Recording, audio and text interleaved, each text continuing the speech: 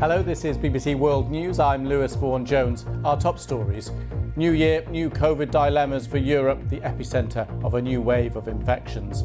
Scientists in the Netherlands meet to discuss whether schools can reopen next week after closing early for Christmas amid the spread of Omicron.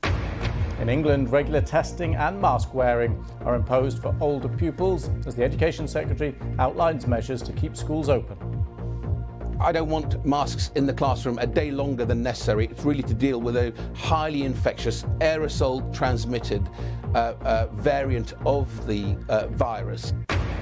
The Indian government rolls out COVID vaccines for all 15 to 18-year-olds as the country records its sharpest ever weekly rise in infections. Sudan faces a deepening political crisis after the resignation of its civilian Prime Minister, Abdallah Hamdok.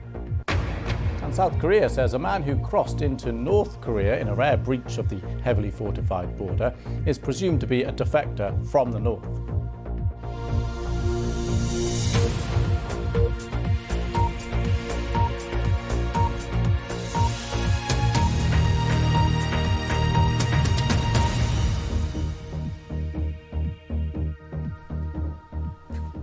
Hello and welcome to the programme. First, governments across Europe, the epicentre of a new wave of COVID-19 infections, are considering what measures are now needed as pupils return to school this week.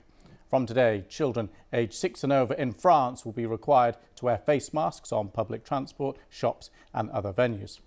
In England, the government says secondary school pupils will be tested before they return to school and will also be required to wear masks in class. And in the Netherlands, Prime Minister Mark Rutte and his government are meeting with health advisors to discuss whether schools should reopen this week. At the same time, protests are continuing against lockdown measures and vaccinations in the country. In Amsterdam, at least 30 people were arrested at an unauthorised protest on Sunday. Anna Holligan reports.